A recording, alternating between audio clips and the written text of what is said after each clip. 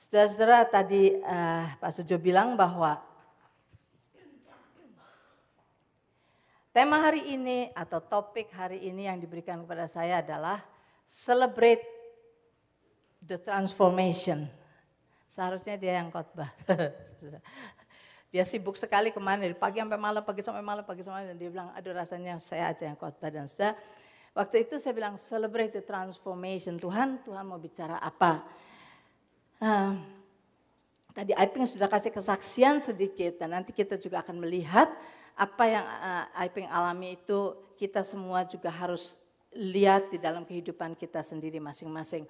Nah saudara, kalau kita melihat dari topik Celebrate the Transformation, pertama-tama saya mau berikan dulu kepada saudara mengapa sekarang kita adakan topik ini. Topik ini dibuat oleh semua elders.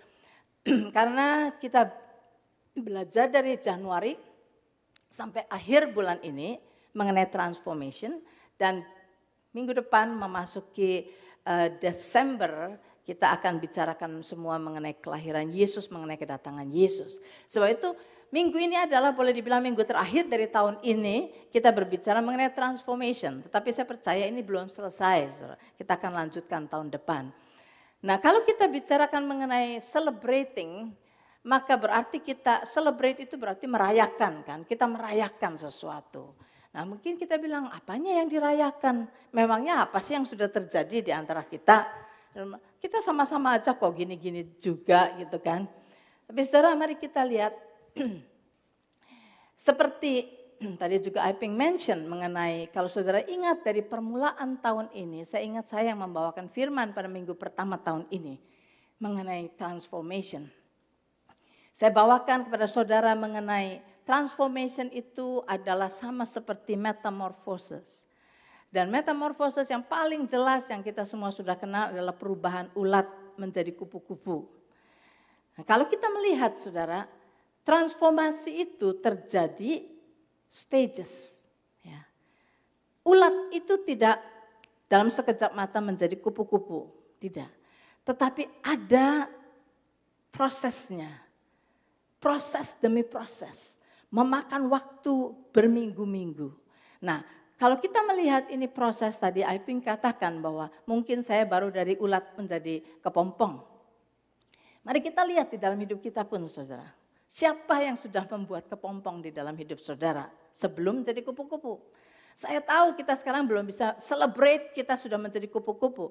Tetapi paling sedikit mungkin kita stage kepompong. Saudara, kalau saudara perhatikan firman Tuhan yang diberikan selama setahun ini, kita belajar mengenai karunia yang Tuhan Yesus berikan kepada kita masing-masing. Dari 5 karunia itu atau 5 jawatan atau apa yang kita katakan 5 itu karunia yang diberikan oleh Yesus. Karena ada karunia yang diberikan oleh Bapa, yaitu di Roma pasal 12, ada karunia yang diberikan Roh Kudus, yaitu di dalam 1 Korintus 12, dan ada karunia yang diberi oleh Yesus. Nah, kita selama setahun ini belajar mengenai karunia yang diberi oleh Yesus, yaitu saudara salah satu daripada 5 ini, pasti. Apakah saudara diberi karunia sebagai gembala yang mempunyai hati memperhatikan orang-orang, atau saudara diberi karunia sebagai guru, yang mempunyai hati untuk menolong orang yang tidak mengerti, supaya mereka mengerti bagaimana semuanya itu terjadi. Mungkin saudara diberi karunia sebagai evangelis, saudara punya hati untuk memberikan kabar gembira kepada orang-orang yang saudara lihat, aduh mereka itu butuh sekali nih. Kalau saya tolong, saya beritahukan gospel, kabar gembira dari Tuhan, pasti mereka tertolong. Atau saudara diberi karunia sebagai nabi, yang berarti saudara banyak dapat dari Tuhan sesuatu yang harus diberikan kepada orang-orang di sekeliling saudara. Atau saudara diberi karunia sebagai rasul yang memikirkan apa yang Tuhan mau kerjakan. Mungkin di tempat sana Tuhan mau buka suatu persekutuan atau Tuhan mau buka sesuatu yang baru, suatu direction dari Tuhan untuk kehidupan sendiri atau untuk kehidupan gereja. Nah, jadi saudara-saudara, setiap kita mempunyai salah satunya. Nah, kalau saudara-saudara sudah menerima pelajaran ini sudah terima sampai saudara mengerti, Dan saudara tahu mungkin setelah mengisi semua chart yang saudara disuruh untuk mengisi, saudara tahu, oh saya sekarang tahu karunia saya ini ternyata seorang gembala. Ternyata saya ini seperti, saya ini seorang evangelis. Begitu saudara tahu saudara, dan saudara menerima itu, sudah terjadi suatu transformasi di dalam hidup saudara. Mungkin itu belum transformasi yang besar, tetapi at least saudara, sebelum saudara mengetahui apa karunia yang Tuhan berikan kepada saudara, mungkin pelayanan saudara, oke, saya disuruh melayani itu, saya layani itu. Oh, di sana perlu bantuan, saya layani di situ. Oh, tapi bosen itu, saya ini aja. Ini, saya nggak suka ini. Saudara, pelayanan kita kacau balau kemana-mana. Dan kita tidak menghasilkan apa-apa, semuanya rasanya menjemukan. Tetapi begitu kita tahu karunia kita diberi oleh Tuhan, apa inilah yang Tuhan mau kita lakukan, maka kita bisa fokus di dalam pelayanan kita untuk melakukan sesuatu yang Tuhan suruh kita lakukan. Kita akan menghasilkan hal-hal yang menyenangkan dan kita akan senang melayani di bagian itu karena itulah karunia kita. Saudara, akan terjadi suatu transformasi, akan terjadi sesuatu yang signifikan di dalam hidup kita karena kita sudah tidak kemana-mana lagi. Saudara. Kalau kita pelayanan kita kemana-mana maka mungkin tidak berhasil lama-lama kita putus asa. Tetapi kalau kita tahu di mana tempat kita, pelayanan kita di mana, maka kita akan menghasilkan hal yang berguna bagi orang lain dan bagi kita sendiri. Itu suatu transformasi. Kalau saudara mau benar-benar menggunakan apa yang saudara ketahui. Kemudian kalau saudara perhatikan, setelah kita mengetahui apa karunia yang Tuhan berikan pada kita, kita perlu mengetahui juga bahwa Tuhan tidak hanya memberi karunia kepada kita begitu saja, tetapi Tuhan melengkapi kita. Tuhan melengkapi kita dengan kuasa yang daripadanya. Tuhan melengkapi kita untuk kita bisa melakukan hal-hal yang mungkin impossible bagi manusia. Nah kalau sudah perhatikan saya banyak membawakan hal yang itu dan saya memberikan juga di dalam Bible Study. Hal yang seperti itu bahwa kita harus percaya. Sekarang ini kita bukan hanya sekedar ya kita adalah manusia yang lemah, manusia yang masih berdosa terus-menerus setiap hari. Ya beginilah saya. Sebab itu maklumlah kalau saya masih jatuh bangun. Kita bukan lagi seperti itu. Kita harus mengetahui bahwa sekarang ini kita tahu kita adalah anak-anak Tuhan yang sudah diberi kuasa oleh Tuhan. Dan Tuhan berkata bahwa kalau kamu percaya, barang siapa percaya, apa yang aku lakukan, kata Yesus, akan kamu lakukan juga. Bahkan hal yang lebih besar daripada itu akan kamu lakukan. Asal kita percaya. Nah saudara, kita bilang, wow, benar gak sih ini? Masuk di akal gak? Enggak masuk di akal saudara. Sebab itu mari kita tanya kepada saudara semua masing-masing. Kalau saudara, saya tanya kepada beberapa saudara, yang saya tahu pasti latar belakang dia mungkin gak pernah mendengar mengenai kuasa Tuhan itu bisa dimanifestasikan melalui hidup kita. Mungkin dia adalah orang Kristen yang dari dulu seorang yang baik, yang belajar, datang ke gereja rajin dan melakukan kebaikan. Tapi saya mau tanya kepada beberapa orang, saya ketanyakan, selama ini kamu mendengarkan firman Tuhan, mengenai kuasa Tuhan, bahwa kita bisa melakukan apa yang Yesus lakukan dan sebagainya. Saudara bisa terima atau saudara merasa, itu bukan buat saya. Itu sih nonsense, saya gak mau tahu mengenai itu. Bagaimana pendapat saudara? Saudara, selama saya tanya beberapa orang, semua menjawab, saya bisa terima. Dan saudara, dari jawaban ini, saya tahu sudah terjadi suatu transformasi. Transformasi terjadi di dalam pikiran mereka. Mungkin belum bisa dilakukan, tetapi sudah terjadi transformasi di dalam pikiran mereka. Kalau saudara perhatikan di dalam Roma pasal yang ke-12 ayat yang kedua, dikatakan di sini, and do not be conformed to this world. Jangan kita mau dibentuk oleh dunia. Jangan sampai hidup kita ini hanya seperti yang dunia berikan kepada kita saja. Seperti apa yang kata dunia saja. Jangan, do not be conformed to this world, but be transformed by the renewing of your mind. Tetapi kita harus mau ditransformasi cara kita berpikir dengan bagaimana pikiran kita diperbaharui. Itulah transformasi terjadi. Dan saudara, saya percaya bagi saudara-saudara yang berkata bahwa pada waktu saya mendengar firman itu, bahwa Tuhan Yesus berkata kamu kalau percaya bisa melakukan apa yang Tuhan Yesus lakukan. Dan saudara bisa terima itu, sudah ada terjadi transformasi di dalam pikiran saudara. Sudah terjadi transformasi. Nah sekarang yang menjadi persoalan begini. Begitu kita diperbaharui cara kita berpikir, kita bilang saya percaya. Sebab itu saya mau lakukan di dalam hidup saya. Nah saudara, kita baru terima itu. Kita mau melakukan. Yes, ada orang punya persoalan di sekeliling kita, ada orang sakit, ada orang. Kita lakukan. Nah pada saat kita mempraktekkan apa yang kita percaya itu, ada hasil yang terjadi yang membuat kita bersuka cita. Wah betul juga ya. Tetapi juga ada kegagalan yang kita hadapi. Realitas, saudara. Kegagalan yang kita hadapi. Dan pada waktu kegagalan terjadi kita kecewa. Kita mulai mempertanyakan firman Tuhan. Kita mulai mempertanyakan apa benar sih Tuhan? Apa benar sih Tuhan berkata begitu? Atau yang mengajar salah atau apa? Dan mulai terjadi kekecewaan di dalam diri kita.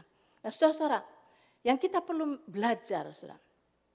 Pada saat kita menghadapi kegagalan, don't quit. Don't quit. Tuhan tidak salah. Pasti yang masih punya kesalahan itu kita. Kita yang belum cakap melakukannya. Saudara, kalau kita menghadapi kegagalan di dalam hidup kita nggak akan quit kan? Saya pernah nggak naik kelas, saudara. Jangan cerita orang-orang. Saya pernah nggak naik kelas. Saya nggak naik kelas. Nah, SMP 1. Dan the reason saya nggak naik kelas bukan karena saya bodoh. Karena saya main pingpong terus. Setiap pulang sekolah saya makan, pergi pingpong sampai sore. Main pingpong setiap hari. Saya nggak belajar. Nggak naik kelas. Tapi saudara, begitu saya nggak naik kelas, apa saya, udahlah, forget it, sekolah saya nggak mau sekolah lagi, quit. No, balik lagi sekolah lagi. Tapi pada waktu saya sekolah, kali ini begitu saya masuk SMP 1 lagi, malu. Tapi begitu masuk sekolah saya bilang, masa sih saya nggak bisa? Saya ini nggak goblok, masa sih saya nggak bisa? Saudara, saya mulai perhatikan, belajar, Excel, malah saya itu salah satu yang paling pintar di kelas. Jadi bukannya saya bodoh. Nah, the reason is karena saya tidak menggunakan waktu saya dengan benar. Dan saya di sini, kegagalan jangan membuat kita disappointed. Jangan membuat kita kecewa dan membuat kita akhirnya forget it lah buat Tuhan. Saya enggak percaya lagi. Tapi saudara, mari kita lihat apa yang perlu kita perbaiki. Dari something Tuhan yang saya perlu belajar. Dari something yang kita perlu belajar. So itu kalau sekarang mari kita melihat mengenai transformasi saudara. Saya percaya sudah terjadi. Kalau saudara mau pikirkan sekarang. Apa yang terjadi di dalam pikiran saudara selama ini. Selama firman Tuhan diberikan. Pasti ada terjadi sesuatu di dalam pikiran saudara. Dan kita harus mengerti bahwa semua yang kita sudah terima dan kita mau mengerti dan kita mau percaya. Itu one thing. Tetapi di dalam mempraktekkannya adalah hal yang berbeda. Karena itu kalau saudara yang dulu mengikuti Bible study yang saya berikan mengenai godly karakter. Saya sering kali membawa ini dan mungkin di sini juga saya sudah sering kali membawa. Dan saudara-saudara dikatakan bahwa di dalam 2 Petrus pasal yang terakhir yaitu pasal yang ketiga ayat yang terakhir. Petrus berkata di sini begini. But grow in grace and knowledge of our Lord and Savior Jesus Christ. Grow, bertumbuh di dalam 2 macam pertumbuhan. Grow in grace and grow in knowledge. Ada 2 pertumbuhan. Nah, grow in knowledge kita semua tahu. Saudara rajin ke gereja, saudara rajin Bible study, grow in knowledge. Saudara bertumbuh di dalam pengetahuan saudara. Nah, pengetahuan kita bisa banyak, kita bisa percaya ini, bisa mengerti semuanya. Tetapi ada satu pertumbuhan lagi yang Tuhan inginkan, yaitu grow in grace. Grow in grace adalah apa yang kita sudah mengerti itu kita praktekkan. Dan grow in grace inilah yang tidak mudah, saudara. Memakan waktu yang lama. Karena disitulah kita membutuhkan pertolongan Tuhan step by step. Kita membutuhkan ketergantungan kita kepada Tuhan secara penuh. Disitulah kita membutuhkan iman yang full, yang pure. Disitulah. Kalau kita melihat dari apa yang ditulis oleh 2 Petrus 3 ayat yang ke-18 itu sebetulnya sama seperti yang ditulis di dalam Mazmur pasal yang ke-92. Mazmur 92 ayat yang ke-12. Katakan di sini. The righteous shall flourish like a palm tree. He shall grow like cedar in Lebanon. Ada 2 pertumbuhan lagi. Orang yang benar, orang yang sudah dibenarkan oleh Tuhan. By the blood of Jesus, kita sudah dibenarkan. Orang benar itu akan bertumbuh di dalam 2 pertumbuhan. Grow seperti palm tree and grow seperti cedar tree. Saudara semua tahu, palm tree grow dengan cepat sekali. Tetapi cedar tree memakan waktu bertahun-tahun. Mungkin 5 tahun masih kecil. Tetapi palm tree mungkin 2 tahun sudah tinggi. Nah, di sini kita melihat ada 2 pertumbuhan. Nah, disinilah kalau kita tidak hati-hati, saudara. Kita berpikir bahwa firman Tuhan diberikan, kita langsung bisa lakukan cesplang semuanya terjadi. No. Akan ada perbedaan antara pertumbuhan di dalam knowledge dan pertumbuhan di dalam grace. Grace itu adalah anugerah Tuhan. Grace itu adalah pertolongan Tuhan. Dan kita butuh pertolongan Tuhan di dalam mempraktekkan apa yang kita tahu ini di dalam kehidupan kita sehari-hari. Jadi saudara, di sini yang menjadi problem saudara. Seperti tadi Tuhan katakan, biarlah kita diperbaharui di dalam cara kita berpikir, be transformed by the renewing of your mind. Pikiran kita ditransformasi dan kemudian kita melatih diri kita melakukannya. Kehendak Tuhan adalah yang terbaik buat kita. Di dalam 3 Yohanes 2, 3 Yohanes itu pasalnya cuma 1. Jadi 3 Yohanes 2 itu 3 Yohanes ayat yang kedua. Tuliskan begini, Beloved, I pray that you may prosper in all things and be in health just as your soul prospers. Jadi Tuhan bilang kehendak Tuhan adalah untuk kita prosper di dalam segala perkara. Prosper mungkin di dalam financial, di dalam materi, prosper di dalam sukacita, prosper di dalam damai sejahtera, prosper di dalam kasih, prosper di dalam semuanya. Tuhan ingin supaya kita prosper. Itu adalah kehendak Tuhan yang sempurna buat kita. Tuhan ingin kita prosper dan Tuhan ingin kita sehat. Be in health. Tetapi as your soul prospers.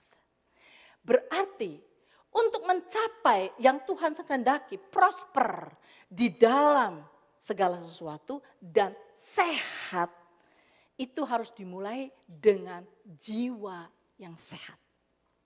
Jiwa kita mesti prosper. Jiwa kita mesti dipenuhi dengan firman Tuhan, janji-janji Tuhan. Kita terima, kita tangkap semua yang kita pelajari dari firman Tuhan, apa yang kita baca dari firman Tuhan, biar itu menjadi revelation, menjadi kenyataan di dalam hidup kita. Kita dipenuhi dengan janji-janji Tuhan semuanya. Dan kemudian semuanya itu setelah menjadi milik daripada jiwa kita in agreement dengan spirit kita, barulah dari spirit kuasa Tuhan bisa mengalir melalui jiwa kita untuk nyata di dalam physical. Nah, proses ini saudara, di dalam jiwa inilah yang sulit. Karena ada banyak obstacle di dalam jiwa kita. Ada banyak unbelief, ada kekecewaan, ada ketakutan, ada kepahitan, ada kemarahan di dalam jiwa kita ini. Jiwa ini penuh dengan kotoran. Sebab itu kalau iman yang akan flow dari spirit kita kepada jiwa kita untuk menjadi nyata di dalam fisikal, disinilah obstacle-nya. Itulah yang kita harus kerja keras. Di dalam membersihkan pikiran kita, membersihkan jiwa kita. Yang tadi Aiping share itu adalah dia membersihkan apa yang jiwanya. Mungkin jadi melihat orang jelek, mungkin kesel sama ini, mungkin bitter. Itu dibereskan. Itu kita perlu lakukan supaya di sini iman ini akan bisa flow dengan clear dan menjadi kenyataan di dalam hidup kita. Semua kita masih sedang mengalami banyak proses, saudara. Mengalami banyak proses. Sebab itu kalau kita lihat sekali lagi, mungkin kalau kita sekarang sudah ada perubahan di dalam pikiran kita dengan percaya firman Tuhan, mungkin kita pun semua ada di dalam proses dari caterpillar, ulat, masuk menjadi kepompong. Di dalam kepompong itu ulat diam. Diam, saudara. Apa yang kita sudah pelajari, renungkan, saudara. Renungkan. Dan kita mesti refuse untuk kecewa. Refuse untuk discourage. Refuse. Dan kita bilang, Tuhan, I know saya akan menghadapi kegagalan, but saya akan teruskan. Sampai jebol semuanya. Kalau saya diingatkan kepada kejadian pada waktu saya renungkan kemarin firman Tuhan, saya bilang, Tuhan apa sih contoh yang Tuhan mau berikan? Tuhan ingatkan kepada orang-orang Israel yang keluar dari Mesir. Sudah tahu. Pada waktu itu orang Israel diperbudak di Mesir 430 tahun. Nah, mereka menjerit, Tuhan tolong, Tuhan lepaskan kami. Dan Tuhan mengirim Musa untuk melepaskan mereka. Pada harinya mereka keluar dari Mesir. Hari di mana mereka bebas dari Mesir. Musa berkata kepada mereka, minta itu semua kekayaan Mesir, minta emas perak mereka. Benar-benar semua orang Israel berkata, berikan kami emas perak semua. Dan orang Mesir sudah saking takutnya sama orang Israel yang tadinya mereka mau perbudak terus menerus. Tetapi setelah 10 tulah terjadi dan terakhir anak laki-laki mereka, anak sulung mereka mati semua. Mereka semua akhirnya mau orang Israel pergi. Nah pada waktu mereka diminta emas perak dan semuanya. Mereka berikan semuanya emas perak semua berikan kepada orang Israel. Nah saudara orang Israel keluar dengan kekayaan Mesir kan. Nah saudara bisa bayangkan, pada waktu mereka keluar dari Mesir, itu adalah suatu celebration. Celebration, mereka menjadi kaya mendadak. Kemudian mereka, haleluya, I'm free. Besok saya tidak perlu kerja lagi. Besok saya tidak perlu dicambuki lagi. Besok saya tidak perlu disiksa lagi. Haleluya, mereka celebrate. Tapi saudara, destination mereka bukan cuma keluar Mesir. Destination mereka adalah Kanaan. Tempat yang penuh dengan air susu dan madu. Suatu destination yang luar biasa. Yang Tuhan sediakan buat mereka. Wah mereka celebrate, senang. Begitu keluar, baru mereka berjalan. Berapa lama setelah hura-hura, baru mereka sadar. Mereka ada di padang belantara. Ada di padang belantara. Problem yang pertama, mereka menghadapi Laut Merah, di belakang tentara Mesir mengejar. Problem kedua, mereka tidak punya air, kehabisan air. Nah saudara di situ baru mereka bilang, wow, enak juga di Mesir. Mereka kecewa saudara. Berjalan dengan Tuhan di dalam suatu perjalanan yang unknown, mereka kecewa. Mereka berpikir, pada waktu melihat Laut Merah, mereka marah-marah kepada Musa. Apakah tidak ada kuburan di Mesir sampai kita harus mati di dalam laut ini? Mereka marah-marah. Mereka berpikir lebih enak di Mesir. Walaupun disiksa, ada rumah. Mereka bisa beli makanan. Mereka bisa daripada di padang belantara. Saudara berjalan dengan Tuhan adalah suatu pengembaraan. Yang kita harus dependent on Him fully. Dan jangan sekali-kali kita kecewa. Kalau kita berjalan dengan Tuhan dengan hati yang bersyukur, hati yang penuh pengharapan. Segala yang Tuhan izinkan untuk kita lewati. Saudara, Tuhan akan beserta dengan kita. Tuhan tidak akan membuat kita hancur. Tidak akan. Tuhan akan membimbing kita sampai kita berkemenangan. Dan Tuhan akan terus bersama dengan kita. Tetapi kalau kita kecewa, orang Israel yang keluar dari Mesir umur 20 tahun ke atas tidak ada yang masuk ke dalam tanah perjanjian. Tidak ada kecuali Joshua dan Kaleb. Semua mati di padang belantara. Why mati? Karena mereka just complain, kecewa. Sebab itu hari ini pada akhir tahun, saudara, saya cuma mau memperingatkan saudara, jangan kecewa. Jangan discourage. Perjalanan kita dengan Tuhan adalah perjalanan yang indah. Yes, akan ada kegagalan di jalan. Tetapi mari saudara, mari lihat. Tuhan berkata begini, lihat, pandang kepada Yesus. The author and the finisher of our faith. Tuhan Yesus menyelesaikan tugasnya. Dia tahu apa yang akan terjadi pada akhirnya. Dia tahu dia akan dicaci maki. Dia tahu dia akan disalib. Dia tahu dia akan mengalami kematian yang mengerikan. Dia tahu. Tetapi dia tidak pernah berbalik. Dia berjalan terus menyelesaikan pekerjaan yang Bapaknya berikan kepada dia. Dan Tuhan berkata, pandang kepada dia. Yang memulai imanmu. Dan yang akan menyelesaikan imanmu. Menyempurnakan imanmu. Pandang kepada dia. Dan pada saat kita berjalan, memandang dia. Lepaskan segala beban-beban. Lepaskan semuanya. Lepaskan semuanya. Nah saudara, karena kalau kita mau tahu saudara, iblis tidak akan senang. Pada waktu kita mengalami transformasi. Pada waktu kita di dalam proses transformasi. Iblis tidak akan senang. Tidak akan senang. Dia akan menggunakan setiap opportunity untuk membuat kita meninggalkan Tuhan.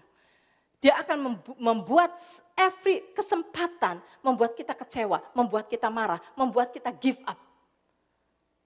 Dan saudara, caranya iblis bekerja adalah memberikan pikiran yang negatif. Baik melalui kata-kata orang, baik melalui kejadian-kejadian, baik melalui apapun juga. Membuat pikiran yang negatif. Dari pikiran yang negatif itu masuk ke dalam emosi. Nah di sini. Emosi kita akan dikuasai oleh iblis. Kalau emosi kita sudah penuh dengan kekecewaan, penuh dengan kemarahan, penuh dengan ketakutan, penuh dengan kekhawatiran. Itu semua di dalam emosi yang demikian, iblis akan bisa stay di situ dan melakukan apa yang dia mau lakukan. Kepada siapa kita percaya, kepada siapa kita turuti, kepada siapa kita renungkan, dia akan menjadi master kita. Sebab itu kita harus buang semuanya itu. Dosa itu di-conceive di dalam emosi kita, di dalam pikiran kita, dan di dalam kata-kata yang keluar dari mulut kita. Kalau iblis berikan yang negatif kepada kita, emosi kita terpengaruh, kita menjadi marah, kita menjadi kecewa, akhirnya keluar dari mulut kita semua negatif. Dan apa yang kita confess, disitulah akan terjadi. Hidup dan mati ditentukan oleh lidah. Bahasa Inggrisnya bukan hidup dan mati, saudara. Death dulu, death and life. Kematian dulu. Karena kebanyakan manusia lebih prefer to say yang negatif daripada yang positif. Saya tadi baru cerita, kalau nggak salah kepada Lani, seorang hamba Tuhan yang juga membawakan firman mengenai kuasa Tuhan. Tuhan berkata kalau kamu percaya, kamu akan melakukan hal-hal yang luar biasa. Hal yang luar biasa. Bahkan hal bukan yang Tuhan Yesus bisa lakukan. Lebih daripada apa yang Tuhan Yesus lakukan. Dan dia imani itu. Dia latihan di dalam hidupnya. Dia juga mengalami kegagalan, mengalami kemenangan dan sebagainya. Satu hari saudara. Dia dengar kabar dari anaknya yang besar. I'm sorry Dad. Peter adenya mati.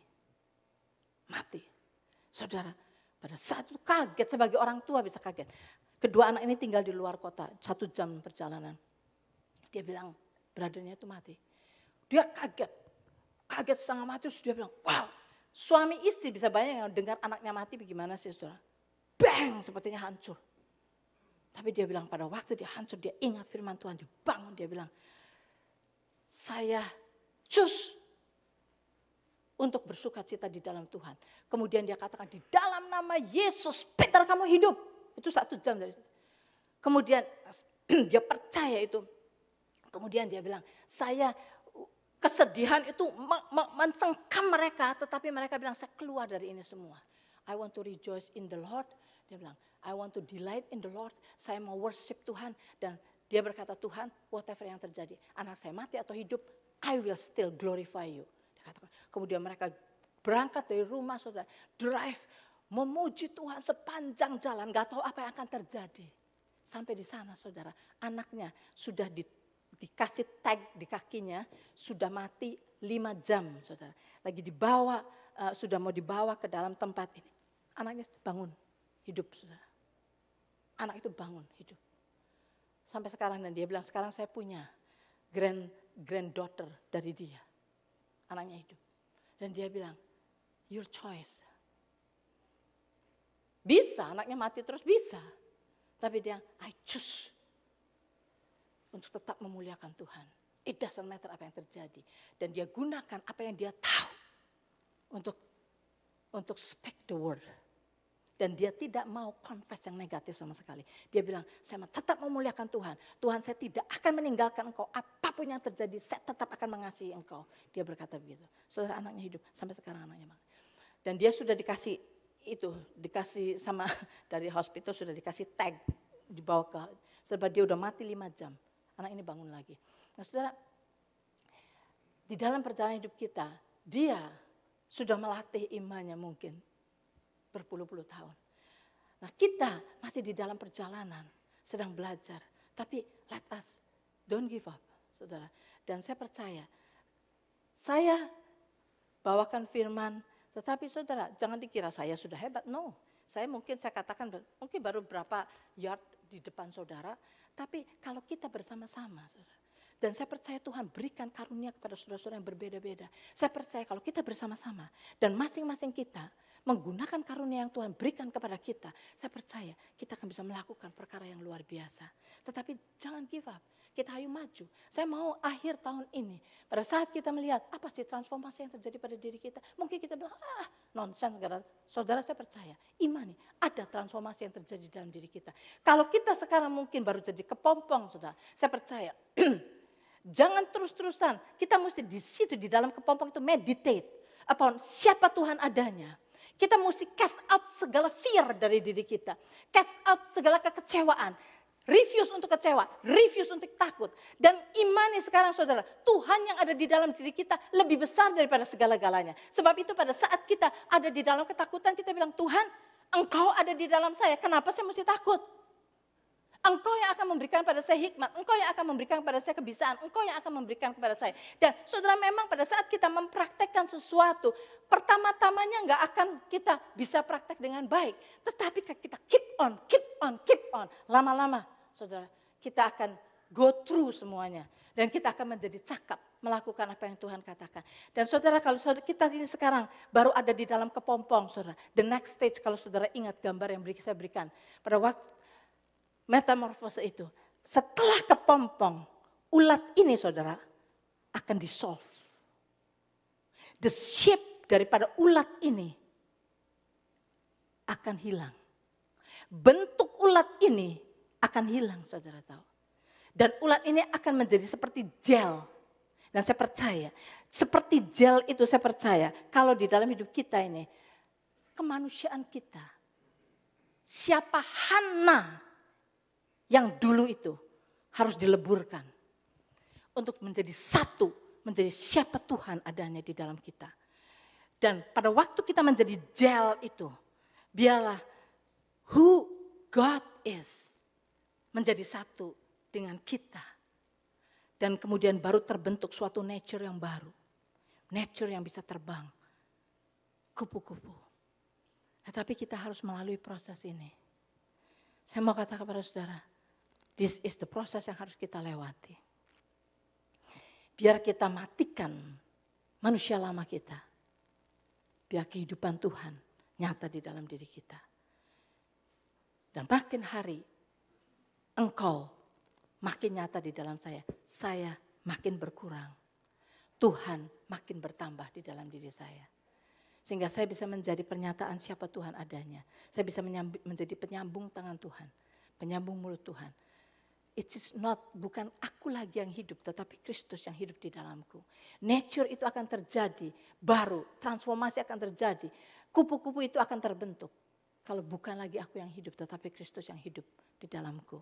Masih prosesnya saudara, tahun depan akan masih tetap the year of transformasi. Belum selesai, tetapi percaya kita ada di dalam proses. Sekarang ini latihan kita adalah membersihkan jiwa kita, pikiran kita dari semua garbage yang tadi disaksikan oleh Aiping. Bersihkan. Kalau Tuhan ingatkan kepada kita, memberitahukan kepada kita ada sesuatu yang perlu dibersihkan, bersihkan saudara, bersihkan. Apa sih? Kita ini dicengkeram oleh apa sih? Jealousy? Dicengkeram oleh apa sih? Fear? Takut. Saudara, takut itu percaya kepada iblis saudara. Jangan treat kesalahan negativity itu sebagai sesuatu, ya semua orang juga banyak takut. No. Takut adalah beriman kepada iblis. Kalau saudara masih punya takut, get out dari itu. Usir the spirit of fear. Tuhan berkata Tuhan tidak pernah memberikan kepada kita roh ketakutan. Jadi yang memberi siapa? Iblis. Cast out the spirit of fear. Nah, itu kita perlu latihan. Setiap kali ada fear datang, usir di dalam nama Yesus. Setiap kali ada kekecewaan datang, usir di dalam nama Yesus. Bersihkan diri kita sehingga kita akan bisa menjadi penyalur daripada kasih Tuhan, kuasa Tuhan, iman yang dari Tuhan, the faith of Christ akan mengalir melalui hidup kita. Dan kita akan melakukan hal yang besar. Saudara, saya beriman, saya percaya Tuhan sedang bekerja di dalam gereja ini. Gereja ini mungkin sudah 34 tahun kita bilang ya gini-gini aja. Saudara, it's going to be different, saya percaya.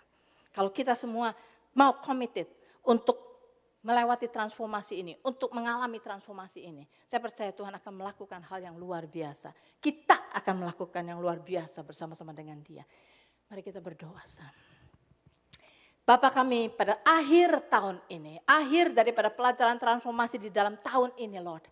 Kami mau menyerahkan diri kami masing-masing Tuhan ke dalam tangan-Mu. Kalau Engkau melihat di dalam diri kami masih ada hal-hal yang menghambat kami untuk bisa percaya kepada-Mu. Ada hal-hal yang menghambat kami untuk bisa mengalirkan iman yang sudah Engkau berikan kepada kami untuk menjadi kenyataan. Kalau masih ada hal-hal yang membuat kami kecewa, membuat kami pahit, membuat kami marah, membuat kami khawatir dan sebagainya. Lord, pada saat ini kami mau rebuke in the name of Jesus segala spirit of fear, segala kekhawatiran, segala kekecewaan, segala kepahitan. Di dalam nama Yesus kami mau usir dari hidup kami satu persatu. Dan Bapak kami minta biar Roh Kudus yang penuh dengan kasih, the spirit of wisdom, spirit of revelation, the spirit of might, the spirit of counsel, the spirit of the fear of God, memenuhi kami satu persatu Tuhan. Sehingga dari mulai hari ini kehidupan kami dipimpin oleh Roh-Mu. Bukan lagi dipimpin oleh semua ketakutan yang dunia ini berikan. Tidak lagi dipimpin oleh segala ketidakpercayaan. Tetapi hidup kami dari mulai sekarang ini dipimpin oleh Roh-Mu. The spirit of might. Yang memberikan kepada kami mighty spirit untuk bisa berjalan di dalam rencana-Mu yang sempurna. Kami bisa mendobrak segala penghalang yang menghalangi hidup kami. Dan kami Lord, kami percaya sekarang ini kami adalah pemenang. Dan kami akan menjadi lebih daripada pemenang bersama-sama dengan Engkau. So itu Lord, kami declare ini terjadi di dalam gereja ini, di dalam setiap jemaat yang hadir pada hari ini. Kami declare untuk terjadi dan semua saudara-saudara yang ada di sini mau bertumbuh di dalam Engkau dan percaya bahwa Engkau setia. Apa yang sudah Engkau katakan kepada kami, janji-janji-Mu itu kami imani, ya dan amin. Dan kami mau terima di dalam hidup kami. Terima kasih Bapak. Thank you Lord. Thank you Tuhan. Buat semua karunia-Mu. Kami terima di dalam nama Tuhan Yesus Kristus. Amin.